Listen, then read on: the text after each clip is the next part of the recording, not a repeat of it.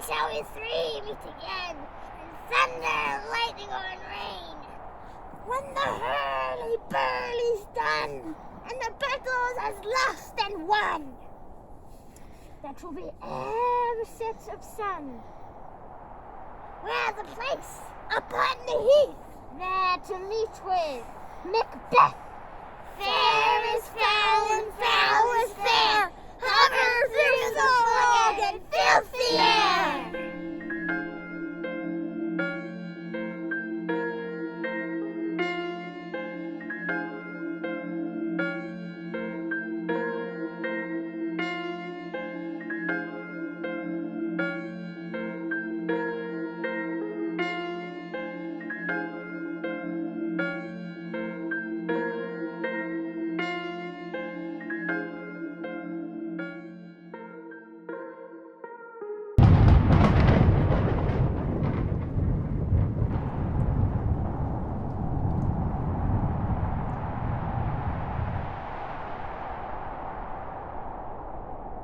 What bloody man is that?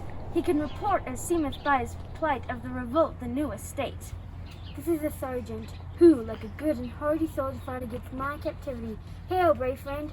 Say to the king the knowledge of the ball as thou didst leave it. Doubtful it stood, as two spent swimmers that do cling together and choke their art, the miraculous MacDonald, worthy to be a rebel, for that the multiplying vinyls of nature do swarm upon him from the western isles of Kerns and Gallaglasses supplied, and fortuned on his damned cruel smile, for brave Macbeth well he deserved that name, disclaiming fortune his Venice steel, which nor shook his hands nor bade farewell to him till he unseamed him from the nave to the chaps, and fixed his head upon our battlement. O valiant cousin, worthy gentleman! So from the spring whence comfort seems to come, discomfort swells. Mark, King of Scotland, Mark no sooner justice had with valor arms, compelled the skipping kerns to trust their heels. For the Norwegian lord, with surveying vantage and furbished arms, with new supplies of men, began a fresh assault. Dismayed not this our captains Macbeth and Banquo? Yes, as sparrows eagles, or the hare the lion. If I say sooth, I must report they were. A cannon overcharged with double cracks, so they doubly redoubled strokes upon the foe. But I am faint, my gashes cry for help. So well thy words become thee as thy wounds. They smack of honor both. Go get him surgeons. Who comes here? The worthy Thane of Ross. From Fife, great king, when Norway himself, with terrible numbers, assisted by that most disloyal traitor, the Thane of Cawdor, which began a dismal conflict, till Macbeth, lapped in proof, confronted him with self-comparisons, point against point, rebellious arm against arm, and to conclude, the victory fell on us. Great happiness! No more shall that Thane of Cawdor deceive our bosom interest. Go pronounce his present death, and with his former title greet Macbeth. What he hath lost, noble Macbeth hath won. I'll see it done. So foul and fair a day I have not seen. What are these, so withered and wild in their attire, that look not like the inhabitants o' the earth, and yet are on't? Live you? Are you aught that men may question? You seem to understand me. All hail, Thane of Glam! All hail, Thane of Cawdor! All hail, Macbeth, that shalt be king hereafter! Good sir, why do you start and seem to fear things that seem so fair? For truth, are you real or are you fantastical? You greet my friend here with great prediction and noble havings. If you know which seed will grow and which one will not, then speak then to me! Hail! Hail! Hail! Lesser than Macbeth, but greater. Not so happy, yet much happier. Thou shalt be kings, though thou be none. So all hail, Macbeth and Banquo! Banquo and Macbeth, all hail! Stay, you imperfect speakers, tell me more. By Sinel's death, I know I am Thane of Glamis. But how of Cawdor? Thane of Cawdor lives, a prosperous gentleman. And to be king stands not within the prospect of belief, no more than to be Cawdor. Say from whence you other strange intelligence, or why, upon this blasted heath, you stop our way with such prophetic greeting? Speak, I charge you! Whither? Are they vanished? Into the air, and what seemed corporal melted as breath into the wind. Have we eaten on the insane root that takes the reason prisoner? Your children shall be kings, You shall be king. and Thane of Cawdor too. Went it not so? To the self-same tune of the word. Who's here? The king hath happily received, Macbeth, thy news of the success, and everyone did bear thy praises in his kingdom's great defence, and poured them down before him. We are sent to give thee from our royal master thanks, only to herald thee into his sight, not pay thee. And for an earnest of greater honour he bade me from him call thee Thane of Cawdor, in which addition hail, most worthy Thane, for it is thine. What, can the devil speak true? The Thane of Cawdor lives. Why do you dress me in borrowed robes? Who was the Thane lives yet, but under heavy judgment bears that life which he deserves to lose, or that with both he labours in his country's wreck, but treason's capital, confessed and proved, have overthrown him. Glamis and Thane of Cawdor? The greatest is behind. Do you not hope your children shall be kings, when those that gave the Thane of Cawdor to me promised no less to them? Two truths are told, as happy prologues to the swelling act of the imperial theme. This supernatural soliciting cannot be ill, cannot be good. If ill, why hath it given me earnest of success, commencing in a truth? I am Thane of Cawdor. If good, why do I yield to that suggestion, whose horrid image doth infix my hair, and make my seated heart knock on my ribs, against the use of nature? Present fears are less than horrible imaginings. Nothing is, but what is not. Look how our partner's wrapped. If chance will have me king, why, chance may crown me without my stir. Give me your favor. My dull brain was wrought with things forgotten. Let us toward the king. Think upon what hath chanced, and at more time, the interim having waited, let us speak our free hearts each to other. Is execution done on Cawdor? Are not those in commission yet returned? My liege, they have not yet come back, but I have spoke with one that saw him die. He did report that very frankly he confessed his treason, implore your highness pardon, and set forth a deep evidence. Nothing in his life became him like believing it. He died as one that had been studied in his death, to throw away the dearest thing he owned as 'twere a careless trifle. There's no art to find the mind's construction in the face. He was a gentleman on whom I built an absolute trust. O worthiest cousin, would thou hadst less deserved that the proportion both of thanks and payment might have been mine. Only I have left to say, more is thy due than more than all can pay. The service and the loyalty I owe, in doing it pays itself. Our duties are at your throne and state, by doing everything safe toward your love and honor. Welcome hither. I have begun to plant thee, and will labor to make thee full of growing. Noble Banquo, who hast no less deserved, nor must be known no less to have done so. There, if I grow, the harvest is your own. My plenteous joys, wanton in fullness, seek to hide themselves in drops of sorrow.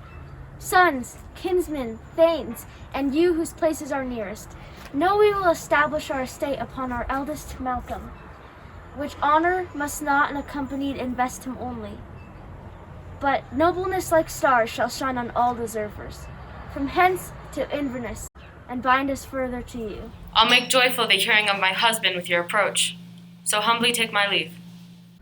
My worthy Cawdor, Stars, hide your fires.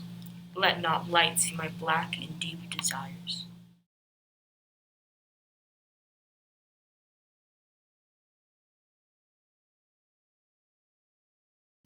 They met me in the day of success, and I have learned by the perfectest reports that they have more in them than mortal knowledge.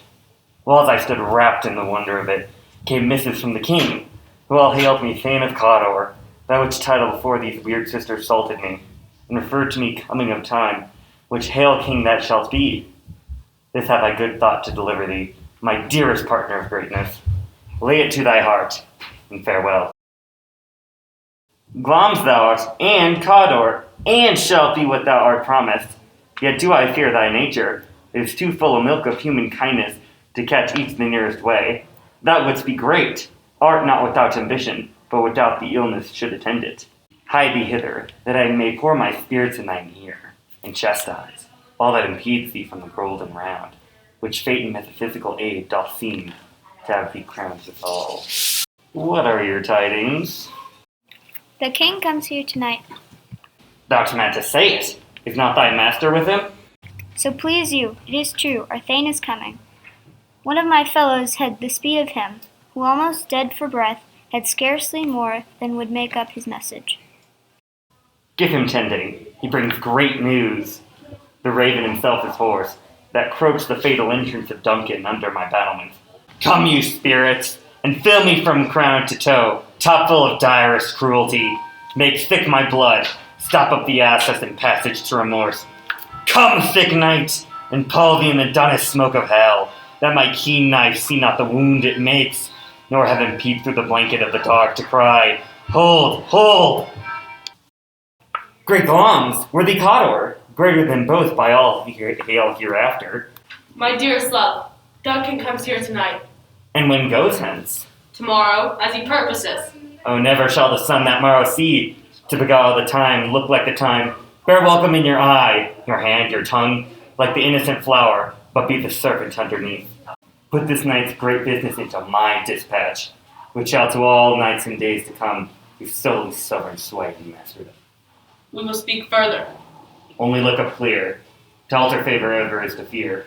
Leave all the rest to me.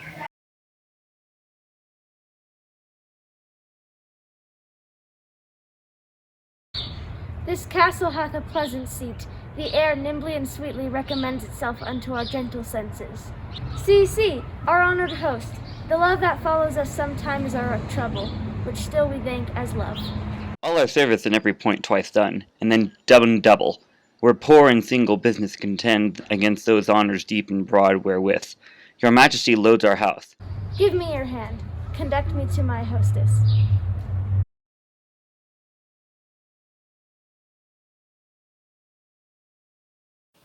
If it were done when 'tis done, then 'twere well if it were done quickly. But in these cases we still have judgment here, that we would teach bloody instructions, which being taught return to plague the inventor. He's here, in double trust, first as I am his kinsman and his subject, strong both against the deed, then as his host, who should against his murderer shut the door, not bear the knife myself. Heaven's cherubim horsed upon the sightless couriers of the air, shall blow the horrid deed in every eye, that tears shall drown the wind. I have no spur to prick the sides of my intent, but only vaulting ambition, which o'erlaps itself and falls on the other. How now? What news? He has almost supped. Why have you left the chamber? Hath he asked for me? Know you not he has? We will proceed no further in this business. He hath honored me of late, and I have bought golden opinions from all sorts of people, which should be worn now in their newest gloss, not cast aside so soon. Was the hope drunk wherein you dressed yourself? Hath it slept since? And it wakes now to look so green and pale at what it did so freely? Prithee, peace! What beast was then that make you break this enterprise to me? Nor time nor place did he adhere, and yet you would make both. They have made themselves, and that their fitness now doesn't make you. If we should fail? We fail! But screw your courage, this sticking place. His two chamberlains will I with wine and wassail so convince, that memory to warder of the brain shall be the fume and receipt of reason, a limbeck only, when in swinish sleep their drenched natures lies in depth. What cannot you and I perform upon the unguarded Duncan? Will it not be received, when we've marked with blood those sleepy two of his own chamber, and used their very daggers that they have done? Who dares receive it other, as we shall make our grief and clamour roar upon his death? I am settled and bend up, each corporal agent to this terrible feat. Away, and mark the time with fairest show. False face must hide what the false heart doth know.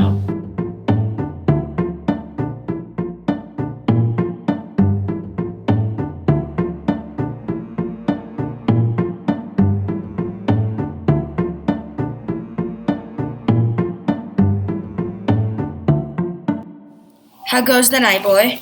The moon is down. I have not yet heard the clock. And she goes down at 12. I take it as later, sir.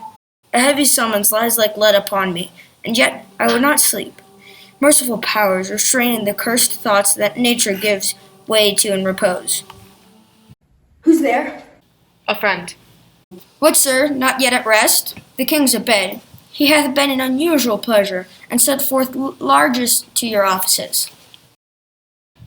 Being unprepared, our will became the servant to defect, which else should free have wrought. All's well. I dreamed last night of the 3 weird sisters. To you they have showed some truth. I think not of them. Yet, when we can entreat an hour to serve, we would spend it in some words upon that business, if you would grant the time. At your kindest leisure. Good repose the while. Thanks, sir. The like to you.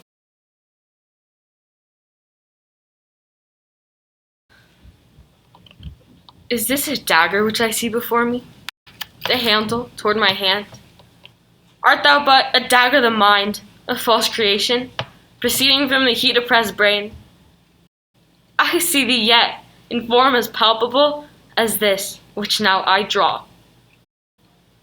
Thou marshalst me the way that I was going, and such an instrument I was to use. Mine eyes are made the fool of the other senses, or else worth all the rest. I see thee still, and on thy blade and dungeon gouts of blood, which was not so before. There's no such thing. It is the bloody business which informs thus to mine eyes. Now o'er the one half-world, nature seems dead. In wicked dreams abuse occur in sleep. Whilst I threat, he lives. Words to the heat of deeds, too cold breath gives. I go, and it is done. The bell invites me. Hear it not, Duncan, for it is a knell that summons thee to heaven or to hell.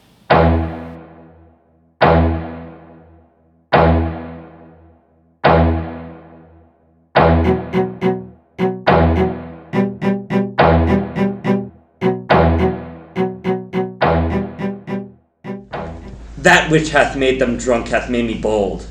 What hath quenched them hath given me fire. Hark! It was the owl that shrieked to the fatal bellman, which hath given the sternest good night. She is about it. The doors are open, and the surfeited grooms do mock their charge with snores. I drudge their possets that death and nature do contend about them, whether they live or die. Who's there? What ho? Alack, I'm afraid they have awaked, and 'tis not done. Had he not resembled my father as he slept, I'd had done't. I have done the deed. Hark! This is a sorry sight. A foolish thought to say it is a sorry sight. One cried, God bless us, and amen the other, as they had seen me with these hangman hands. Listening their fear, I could not say amen, when they did say God bless us. Consider it not so deeply. But wherefore could I not pronounce amen? I had most need of blessing, and amen stuck in my throat. These deeds must not be thought after these ways, so it will make us mad. Methought I heard a voice cry, sleep no more. Macbeth doth murder sleep, the innocent sleep. Glamis hath murdered sleep, and therefore Cawdor shall sleep no more. Macbeth shall sleep no more. Infirm of purpose! Give me the daggers. The sleeping of the dead are but as pictures. 'Tis the eye of childhood that fear a painted devil. If ye do bleed, I'll gild the faces of the grooms withal, for it must seem their guilt. Whence is that knocking? How is't with me, when every noise appalls me? What hands are here? Ha! They pluck out mine eyes. With all great Neptune's ocean, wash this blood clean from my hand. My hands are of your color, but I shame to wear a heart so white. I hear a knocking, at the south entry. Retire we to our chamber. A little water cleans us of the steed. How easy it is then. Hark! More knocking. Be not lost so poorly in your thoughts. To know my deed, 'twere best not know myself. Wake Duncan with thy knocking. I would thou couldst.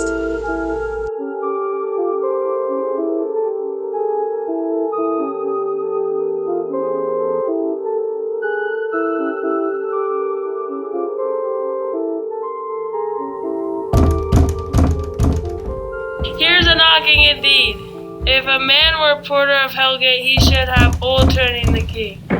Knock, knock, knock. Who's there? I, the name of Beelzebub. Come in time! Knock, knock.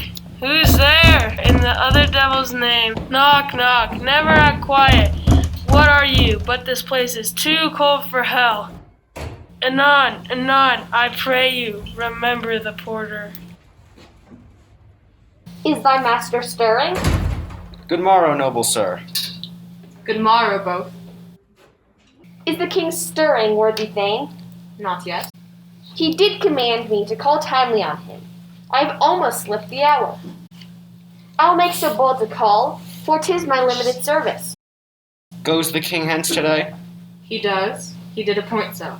The night has been unruly. Where we lay, our chimneys were blown down, and as they say, lamentings heard i' the air, strange screams of death, and prophesying with accents terrible. 'Twas a rough night. Oh, horror! Horror! Horror! Connor, what cannot conceive nor name thee? What's the matter? What's the matter?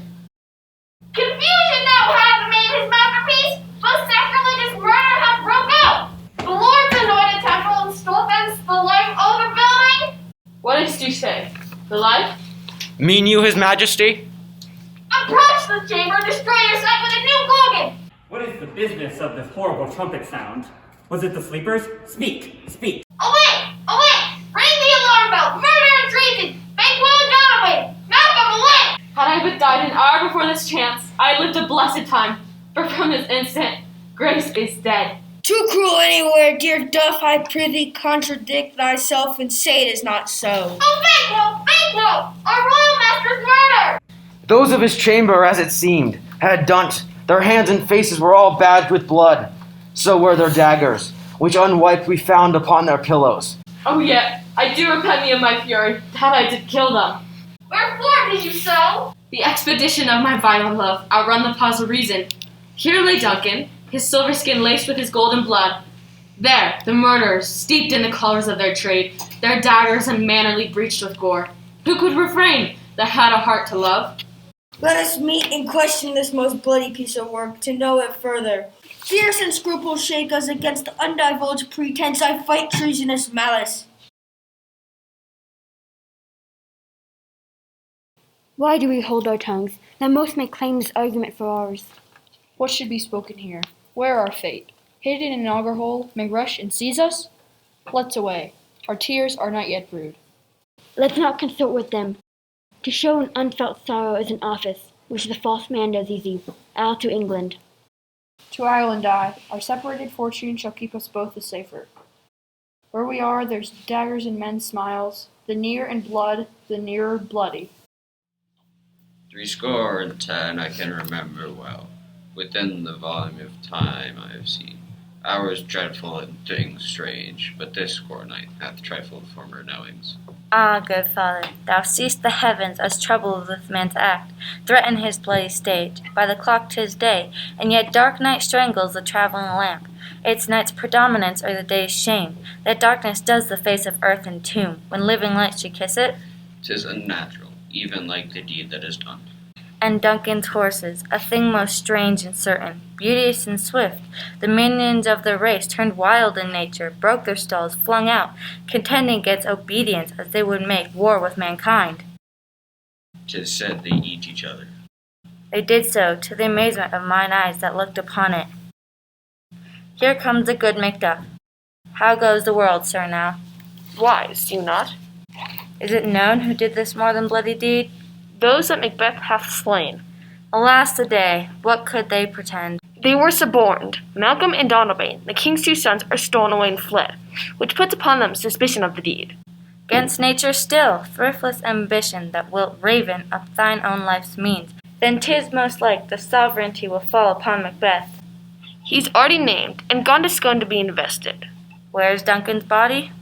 Carried to Comkill, the sacred storehouse of his predecessors and guardian of their bones. Will you to Scone? No, cousin, out to Fife. Well, I will thither.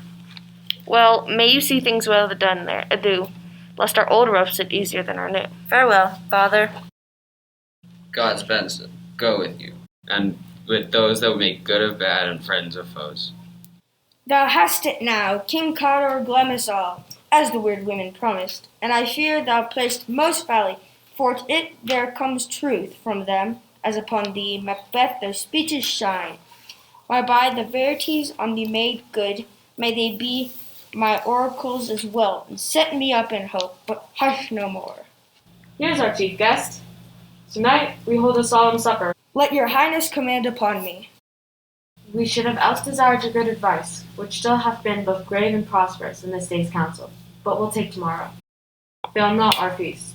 My lord, I will not. Goes Fleance with you? Ay, my good lord, our times does call upon.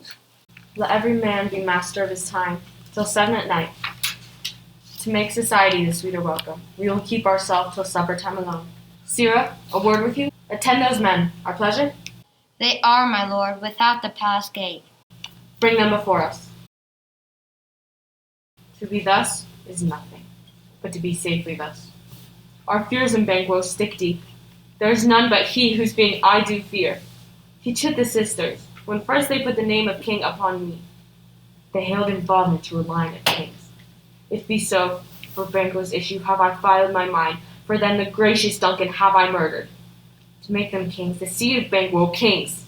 Rather than so, come fate into the list and champion me to utterance. Who's there? I am one, my liege, who the vile blows and buffets of the world. I am so incensed that I am reckless what I do to spite the world. And I, another, so weary with disasters, tugged with fortune, that I would set my life on any chance to mend it or be rid on it. Well then, now, have you considered of my speeches? Both of you know Banquo was your enemy. True, my lord.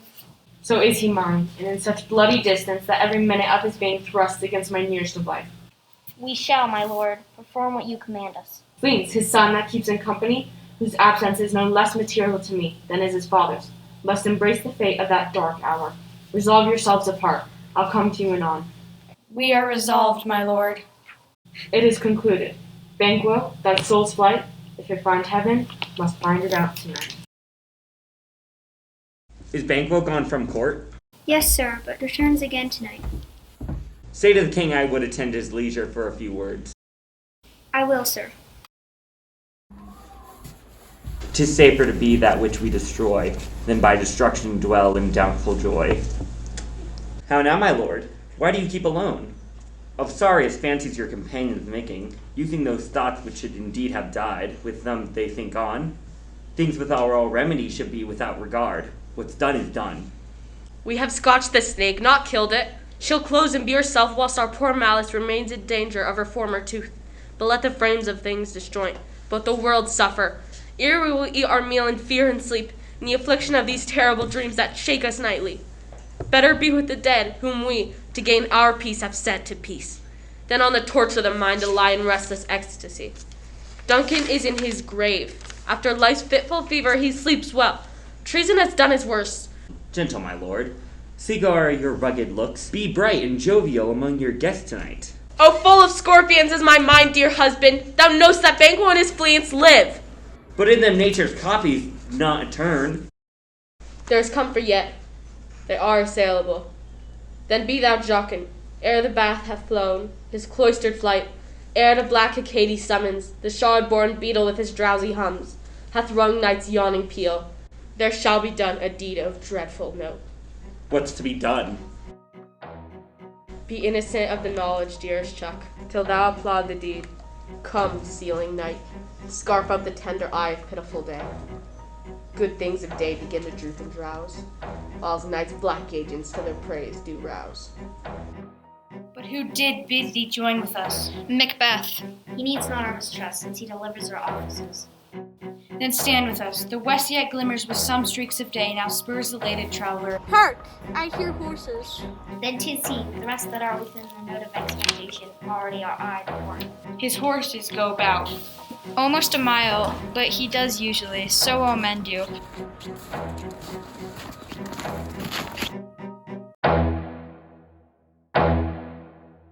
Treachery! Fly, insolent! Fly, fly, fly! Thou mayst revenge us slain!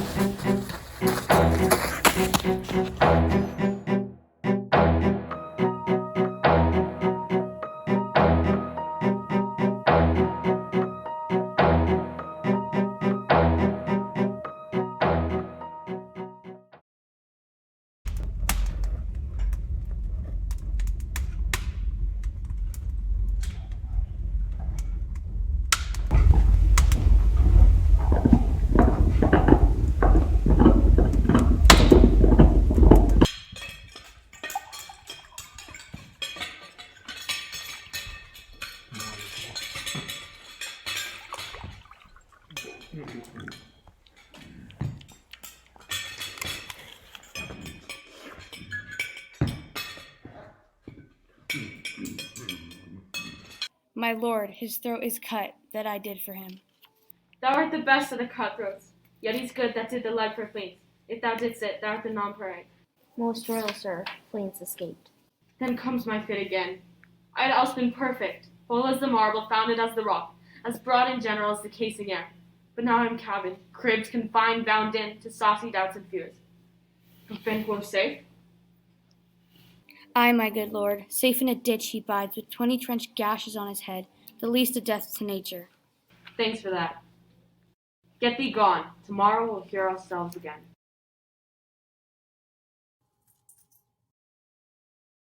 My royal lord, to feed we're best at home. From thence the sauce to meat is ceremony, meaning we're bare without it. Sweet remembrancer, now good digestion, wait on appetite, and health on both.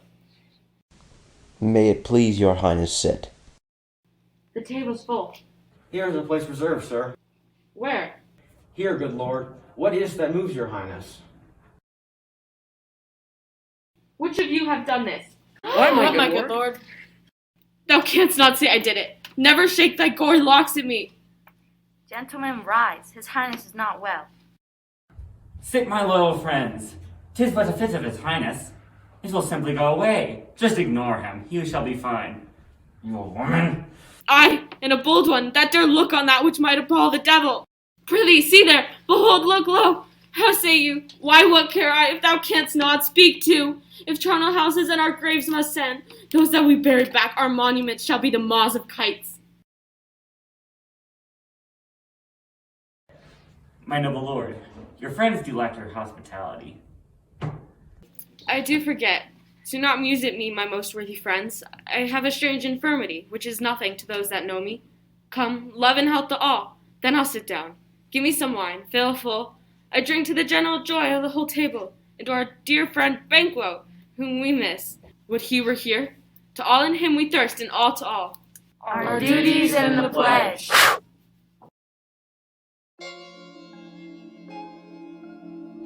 Why, how now, Katie, you look angrily. Have I not reason, beldams as you are, saucy and overbold? How did you dare trade traffics with Macbeth in riddles and affairs of death? And I, the mistress of your charms, the close contriver of all harms, was never called to bear my part and show the glory of our art. And which is worse, all you have done hath been but for a wayward son, spiteful, wrathful, who as others do, loves for his own ends, not for you. But make amends now, get you gone, and at the pit of Acheron, meet me in the morning. Thither he will come to know his destiny. Your vessels and your spells provide your charms and everything beside. I am for the air this night I'll spend, under small and fatal end. Great business must be wrought ere noon. Upon the corner of the moon there hangs a vaporous drop profound. I'll catch it ere it come to ground, and that'll distilled by magic sleights shall raise such artificial sprites, and as for the strength of their illusion, shall draw him on to his confusion. He shall spurn fate, scorn death, and bear his hopes above wisdom, grace, and fear. And no security is mortal's chiefest enemy. Hark! I'm called, my little spirit see, sits in a foggy cloud and stays for me. Come, let's make haste, she'll soon be back again.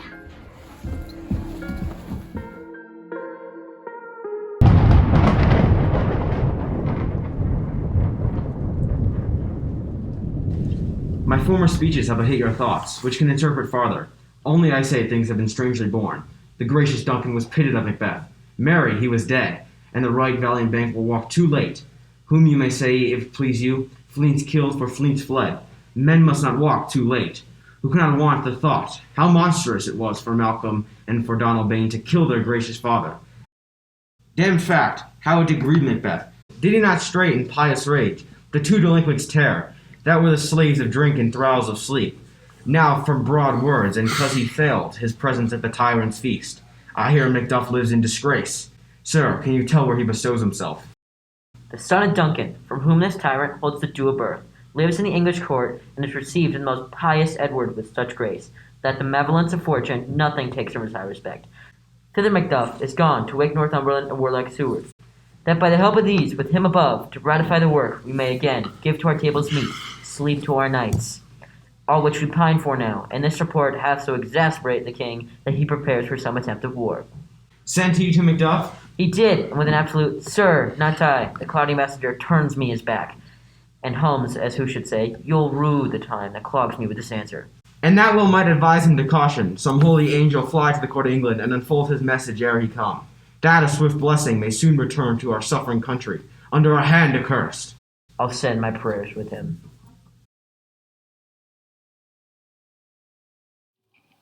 Thrice the blinded cat hath meowed, thrice and once the hedge pig whined. Happier cries, 'tis time, 'tis time. Round about the cauldron go, and the poison entrails throw. Toad under cold stone, days and nights as 31.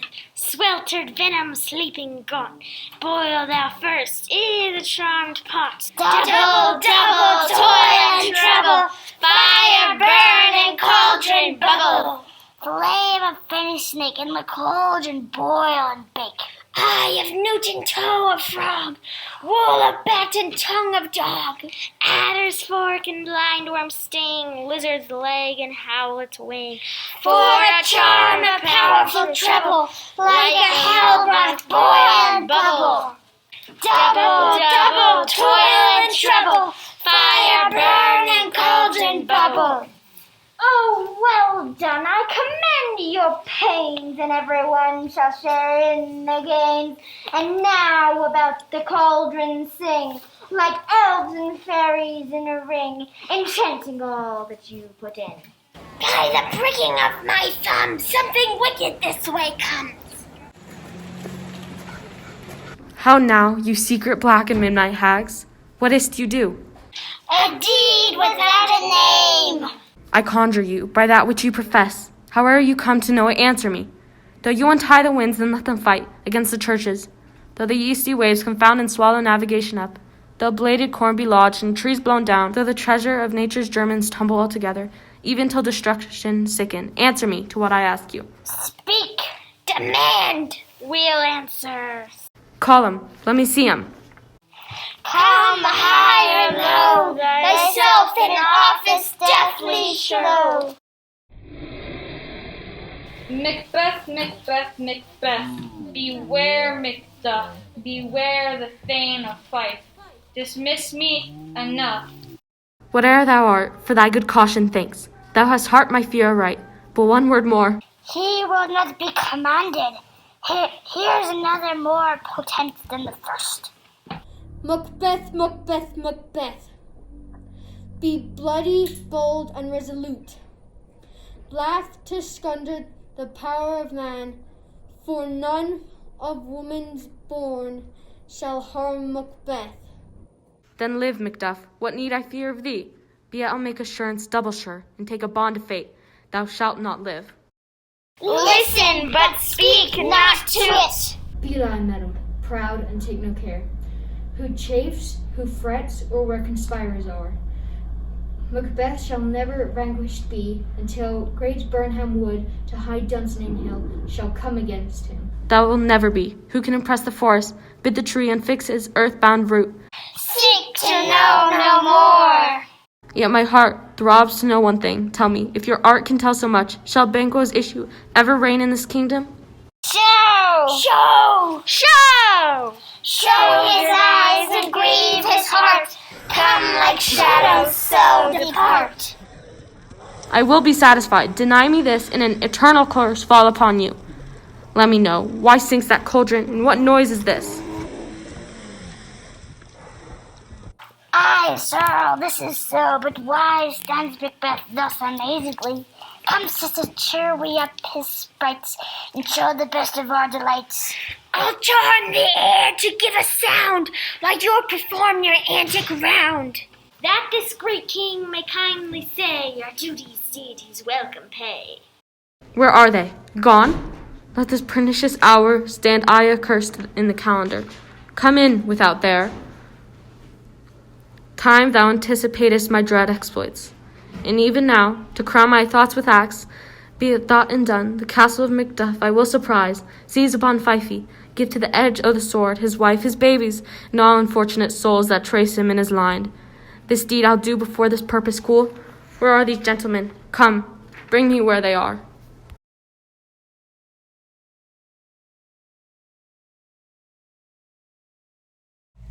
What had he done to make him fly the land? You must have patience, madam. He had none. His flight was madness. When our actions do not, our fear do make us traitors. You know not whether it was his wisdom or his fear. Wisdom, to leave his wife, leave his babes, his mansion and his titles in a place from whence himself doth fly. He loves us not. He wants a natural touch. For the poor wren, the most diminutive of birds, will fight her young ones in her nest against the owl. My dearest coz, I pray you school yourself. But for your husband, he is wise, noble, judicious, and best knows the fits of the season. I dare not speak much further, but cruel are the times when we are traitors, and do not know ourselves when we hold rumors. From what we fear, yet know not what we fear, but float upon a wild and violent sea. Each way move, I take my leave of you. Shall not be long, but I'll be here again. Things at the worst will cease, or else climb upward to what they were before. My pretty cousin, blessing upon you. I'm so much a fool should I stay longer. It would be my disgrace and your discomfort. I take my leave at once. Fathered he is, and yet he's fatherless. Son, your father's dead, and what will you do now? How will you live? As birds do, mother. What, with worms and flies? With what I get, and so do they. Poor bird, thou shalt never fear the net nor the line, the pitfall nor the gin. Why should I, mother? Poor birds, they are not said for. My father is not dead, for all you are saying. Yes, he is dead. And how will thou do for a father? Nay, how will you do for a husband?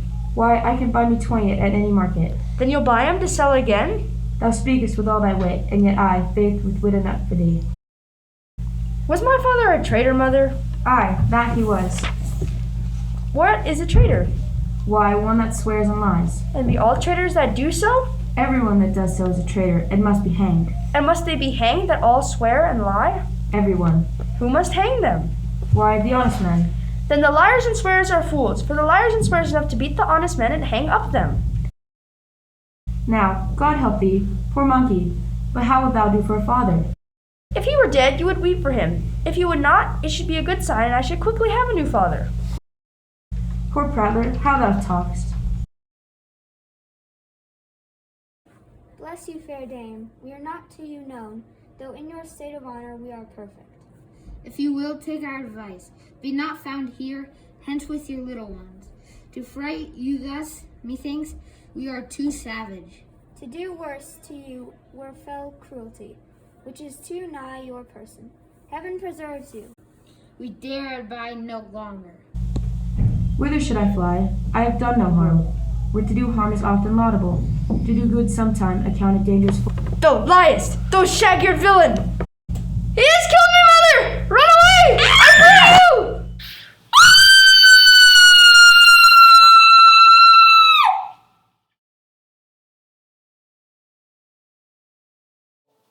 I have 2 nights watched with you, but can perceive no truth in your report. When was it he last walked? Since Her Majesty went into the field, I have seen him rise from his bed, throw his nightgown upon him, unlock his closet, take forth paper, fold it, write upon it, read it, afterwards seal it, and again return to bed.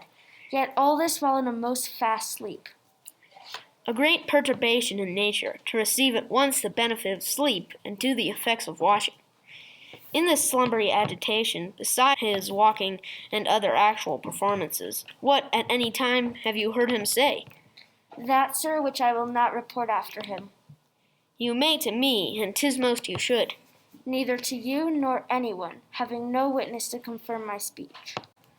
Lo you, here he comes. This is his very guise, and upon my life fast asleep. Observe him. Stand close. How came he by that light? Why, it stood by him. He has light by him continually, 'tis his command. You see, his eyes are open. Aye, but their senses shut. What is it he does now? Look how he rubs his hands. It is an accustomed action with him to seem thus washing his hands. I have known him to continue in this a quarter of an hour. Yet, here's a spot. Hark, he speaks. I will set down what comes from him, to satisfy my remembrance the more strongly. Out, damn spot! Out, I say! 1, 2, why, and it is done. Hell is murky. Shame, my lord, shame! A soldier, and afraid. Why do we fear those who know what we've done, when no one can equal our power? Yes, who would know the old man had so much blood? Do you mark that? The Thane of Fifey had a wife. Where is she now? What? Will his hand never be clean again? No more that, my lord, no more that! Go to, go to. You have known what you should not. He has spoke what he should not. I am sure of that. Heaven knows what he has known. Here is the smell of blood on my hands. All the perfumes of Arabia will not sweeten the smell of my little hand. Oh. What a sigh is there! The heart is solely charged. I would not have such a heart in my bosom for the dignity of the whole body. This disease is beyond my practice, yet I have known those which have walked in their sleep, who have died hollowly in their beds. Get to bed. Get to bed. There's a knocking at the gate. Come, come, come, come. Take my hand. What's done cannot be undone. To bed. To bed. To bed. Will he go down to bed? Directly. Foul whisperings are abroad. Unnatural deeds do breed unnatural troubles. Infected minds to their deaf pillows will discharge their secrets. More needs heed the divine than the physician. I think, but dare not speak. Good night, good doctor.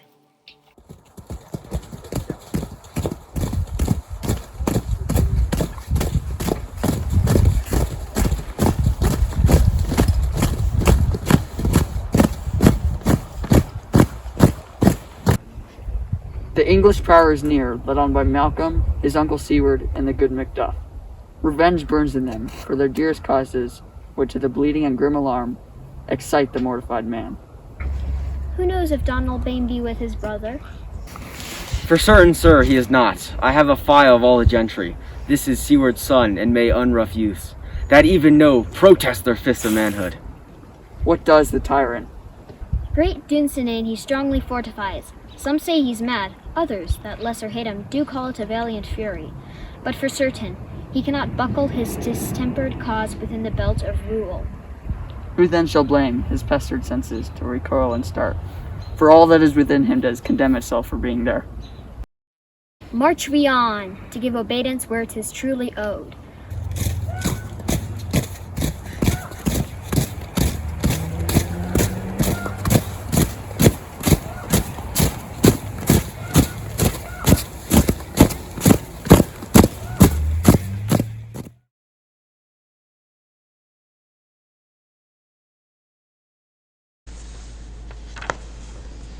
Bring me no more reports. Let them fly all. Till Burnham Wood removed to Dunsinane, I cannot taint with fear. What's the boy Malcolm? Was he not born of woman? The mind I sway by and the heart I bear shall never sag with doubt nor shake with fear. Where gods thou goose look? There's 10,000 Geese, villain? soldiers, sir. Death of thy soul. Those linen cheeks of thine are counselors to fear. What soldiers, Wayface? The English force, so please you.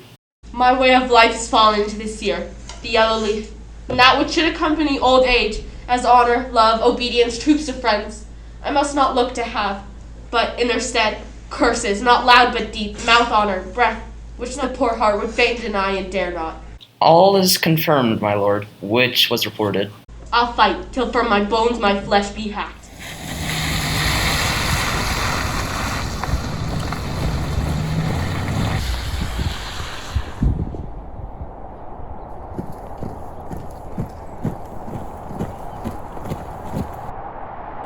Cousins, I hope the days are near at hand that Chambers will be safe. We doubt it nothing. What wood is this before us? The wood of Burnham. Let every soldier hew him down a bough and burnt before it, thereby shall we shatter the numbers of our host, and make discovery in report of us. We learn no other but the confident tyrant keeps still in Dunsinane, and will endure our setting down before it. Let our just censures attend the true event, and put we on industrious soldiership.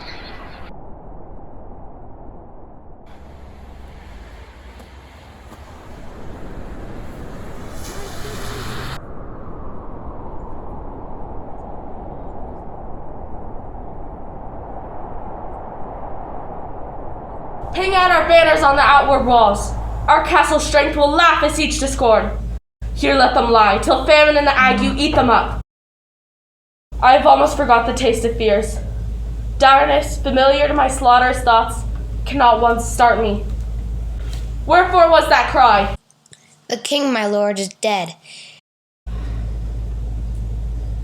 He should have died hereafter. There would have been a time for such a word. Tomorrow, and tomorrow, and tomorrow. Creeps in this petty pace from day to day, to the last syllable of recorded time. And all our yesterdays have lighted full as the weighted dusty death. Out, out, brief candle! Life's but a walking shadow, a poor player that struts and frets his hour upon the stage, and then is heard no more. It is a tale told by an idiot, full of sound and fury, signifying nothing. Thy story quickly. Gracious my lord, I should report. Well, say, sir. As I did stand my watch upon the hill, I looked, and anon the wood began to move. Liar and slave! Within this 3 mile may you see it coming, a moving grove. If thou speakest false, upon the next tree shalt thou hang alive, till famine cling thee. If thy speech be sooth, I care not if thou dost for me as much.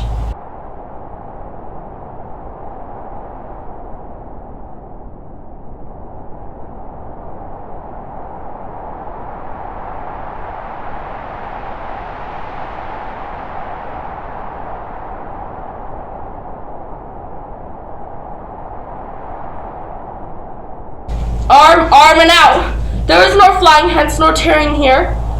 I begin to be aweary of the sun, and wish the estate of the world were now undone. Ring the alarm bell, blow, wind, come rack! At least we'll die with the harness on our back.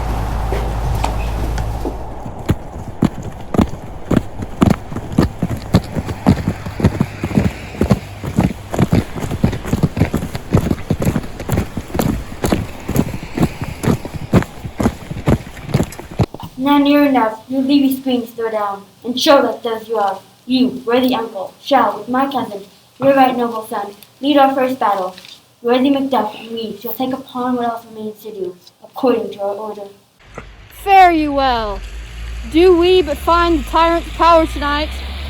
Let us be beaten if we cannot fight!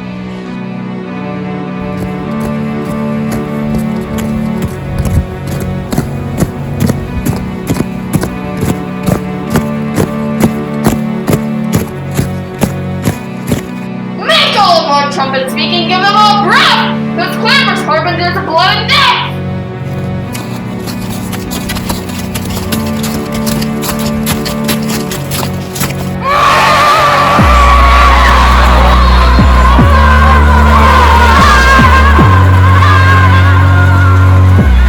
Clement, show thy face! If thou be slain, there will be no stroke of mine. My wife and children ghosts will haunt me still. I cannot strike at wretched lords, whose arms are hard to bear their staves. Either thou, Macbeth, or else my sword with an unfettered edge, I sheathe again undeeded.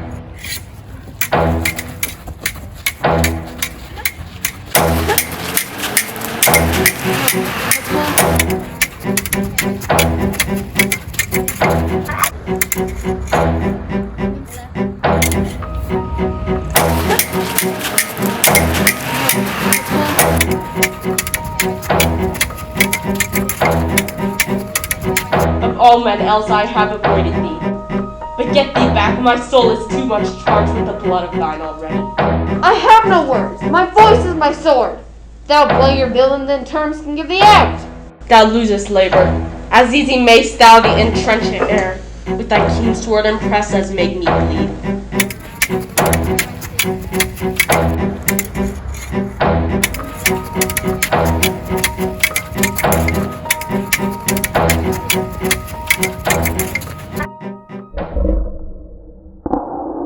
I will not yield. I bear a charmed life, which must not yield to one of woman born. Despair thy charm, and let the angel whom thou still hast served tell thee. Macbeth was from his mother's womb untimely ripped. I would the friends we missed were safe arrived.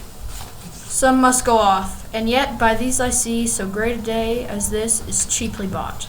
Macduff is missing, and your noble son. Your son, my lord, has paid a soldier's debt. He only lived but till he was a man, the which no sooner had his prowess confirmed, in the unshrinking station where he fought, but like a man he died. Then he is dead? Aye, and brought off the field. Your cause of sorrow must not be measured by his worth, for then it hath no end. Had he his hurts before? Aye, on the front. Had I as many sons as I have hairs, I would not wish them to a fairer death. And so his knell is knolled. He's worth more sorrow, and that'll spend for him. He's worth no more.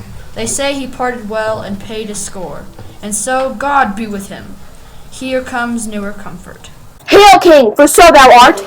Behold where stands the usurper's cursed head! The time is free!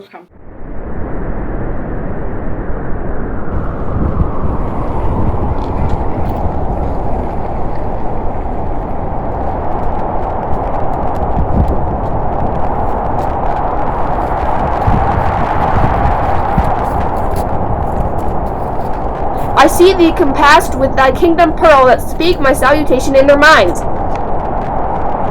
Hail, King of Scotland! Hail, King of Scotland! We shall not spend a large expense of time before we reckon with your several loves, and make us even with you, my thanes and kingsmen, henceforth be earls, the first that ever Scotland in such an honour named. What's more to do, which would be planted newly with the time, as calling home our exiled friends abroad, that fled the snares of watchful tyranny, bruising forth the cruel ministers of the stead butcher and his freed-like queen, who, as 'tis thought, by self and violent hands, took off her life. This, and what needful else that called upon us, by the grace of grace, we will perform in measure, time, and place. So thanks to all at once, and to each one whom we invite to see us crowned at Scone.